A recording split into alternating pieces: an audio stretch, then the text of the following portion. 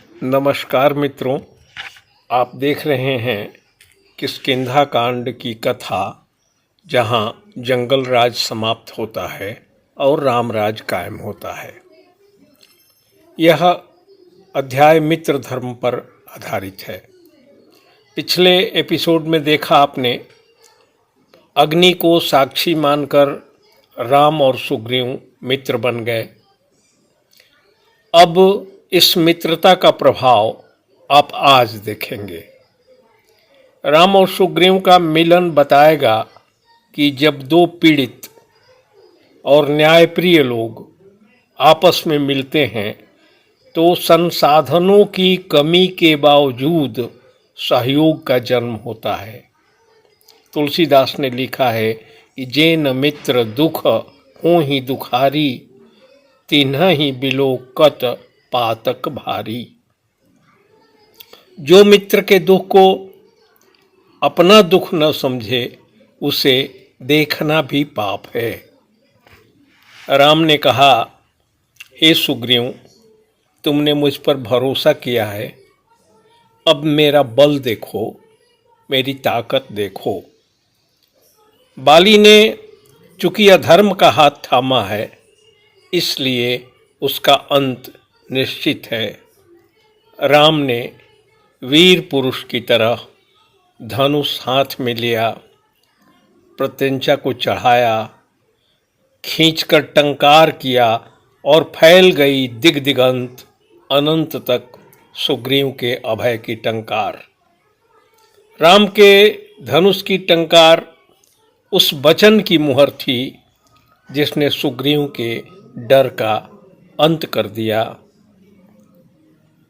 यह ऋष्यमुख पर्वत इसका साक्षी है, अग्नि इसका साक्षी है, इस अभयदान के सभी साक्षी हैं जो वहाँ उपस्थित हैं। राम ने कहा, हे मित्र, मेरे बल पर भरोसा करके चिंता छोड़ दो। मैं सब प्रकार से तुम्हारा काम सिद्ध करूँगा, तुम्हारी रक्षा करूँगा। जो मित्र के दुख से दुखी नहीं होता, उसे देखने मात्र से भारी पाप लगता है। मित्रता का यह कर्तव्य है कि वह अपने कमजोर मित्र को पहले मानसिक रूप से बलवान बनाए, जहां तक हो सके उसकी मदद करे। हनुमान ने जो छोटा सा बीज बोया था, राम के वचनों ने आज उसे एक विशाल वृक्ष में बदल दिया। मन मिला, राम का मन, सुग्रीव का मन, और जब मन मिल जाता है तो अंतरंग भाव आ ही जाते हैं। उनके बीच भी अंतरंग भाव आ गए। राम ने सुग्रीव को बताया, विस्तार से बताया कि सीता का अपहरण कैसे हुआ, किस तरह से वे उनकी तलाश में निकले और यहाँ पहुँचे।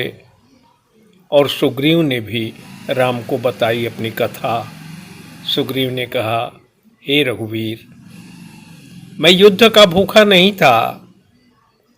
बाली मेरा सगा भाई था, मेरी ढाल था बाली, मेरा बल था बाली। वह मुझसे बहुत प्यार करता था और मैं उस पर अपने से अधिक भरोसा करता था। लेकिन एक दिन ऐसा आया जब एक मायावी नाम का असुर आया और गुफा में की ओर भागा। उसके पीछे हम दोनों गए।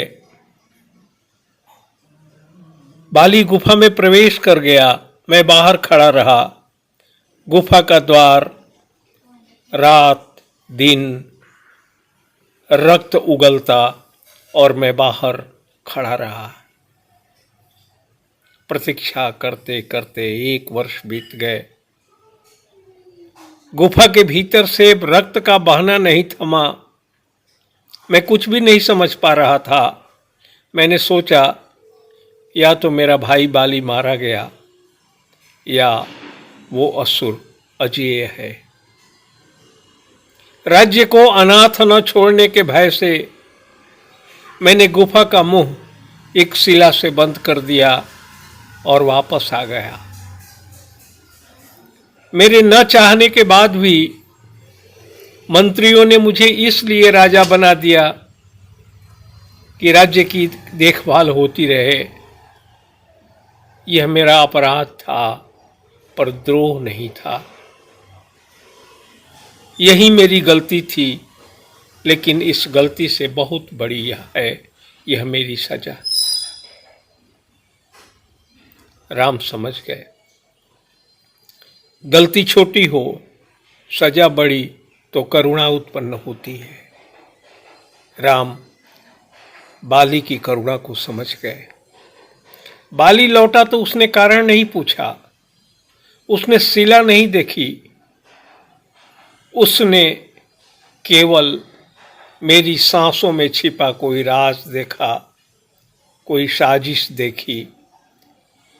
उसने मुझ पर विश्वास नहीं, अपमान फेंका, मेरा राज्य छीना, मेरी स्त्री छीनी और मुझे मरने के लिए छोड़ दिया।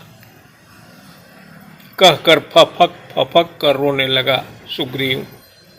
वहां जितने लोग उपस्थित थे सबकी आंखें नम हो गई। सहज हुआ तो कहा कि तब यहीं ऋष्यमुख पर्वत मेरा आश्रय बना, क्योंकि यहां बाली का भय प्रवेश नहीं करता। हे राम, मैं तो आज भी उसे भाई कहता हूं, पर वह मुझे अपना शत्रु मान चुका है। मैं राज्य नहीं मांगता, मैं प्रतिशोध नहीं चाहता, मैं केवल इतना चाहता हूं, अन्याय का अंत हो। यह क्षण करुणा से ओज में परिवर्तन का सेतु है। यह क्षण रस बदलने का है। राम मौन हो गए, और जब राम मौन हो जाते हैं तब समझ लेना चाहिए कि उनके भीतर निर्णय हो चुका है। राम का यह मौन किसी संकेत का बीज है। राम देखते हैं कि लक्ष्मण का हाथ बार बार तलवार की मूठ तक जाता है और रुक जाता है। लक्ष्मण की आवाज में किसी ज्वालामुखी का दावानल है, किसी ज्वालामुखी का दबा हुआ लावा है। लक्ष्मण ने कहा, भाई पर अन्याय हो और हम चुप रहें, नारी पर अत्याचार हो और हम चुप रहें, यह मौन भी अधर्म है भैया। लक्ष्मण का क्रोध राम के मौन को दबाता नहीं, बस उसे धार दे देता है। अब वे हनुमान की ओर देखते हैं, मानो पूछ रहे हों कि बोलो अब क्या किया जाए हनुमान। हनुमान की आंखें नम है। वे पहले सुग्रीव की ओर देखते हैं, फिर राम की ओर। नल, नील, जाम्बवंत सबकी निगाहें हनुमान पर टंगी है।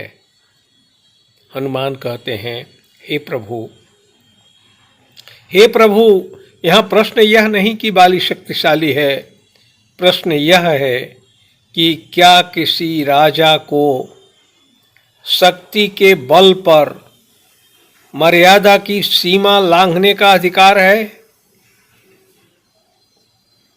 जामवंत आगे आते हैं, उनकी आवाज में युगों का भार है। हे राम, मैंने बल को राज करते हुए देखा है, हर युग में देखा है, और हर बार यही देखा है कि बल सबसे पहले न्याय को मार देता है। सन्नाटा छा गया है, वन की ध्वनियां भी थम गई हैं। सारे बानर भालू चुप और विस्मय से भरे। अब क्या होगा? अगले पल राम अग्नि के कुंड के सामने खड़े होते हैं, धीरे से एक कदम आगे बढ़ते हैं, धनुष को कंधों से उतारते हैं, डोर खींचते हैं, और तीर नहीं, तीर की जगह यह निर्णय उभरता है कि अब धर्म की हानि नहीं होगी। अब बल का राज्य नहीं होगा, अंत होगा अन्याय का। मैं आ गया हूं। क्रोध मेरा कारण नहीं है, प्रतिशोध मेरी राह नहीं है। धन ने बल ने सीमा लांघी है, धर्म ने मुझे पुकारा है, मैं आ गया हूं। बुद्धि बल को कुचलेगी, सत्ता सत्य पर आएगी। अब न्याय अस्त्र उठाएगा, अब मर्यादा जागेगी। बल राजा नहीं होगा, धन राजा नहीं होगा, खत्म होगा राजा का अन्याय, अन्याय का राज खत्म होगा और वन में भी मर्यादा कायम होगी। जिसने भाई को कुचल दिया हो, जिसने नारी को कुचल दिया हो, जिसने न्याय को कुचल दिया हो, रामराज का न्याय बाली मारा जाएगा। मैं आ गया हूं। लगता है जैसे राम राज्य की यह पहली उद्घोषणा हो। इसके केंद्र में हनुमान है। हनुमान ने जिस गति से काम किया उसका परिणाम दिखाई दे रहा है। एक शरणार्थी अब योद्धा में बदल गया है और देखिए युद्ध ही बदल गया है। आते ही सुग्रीव को राम ने अभय दान दे दिया। जब सुग्रीव का दुख उनके भीतर उतर गया तो ऐलान कर दिया, धनुष की प्रत्यंचा खींची, टंकार हुई, बाली मारा जाएगा। अब क्या होगा अगले एपिसोड में। रामराज को चेतना में उतारने का मंत्र है रामलीला, और रामलीला का मतलब है, राम कथा का मतलब है राम राज्य की स्थापना। जो मित्र रामराज को मेरे साथ समझना चाहते हैं जुड़े रहें और हमारा अगला शो जरूर देखें। धन्यवाद।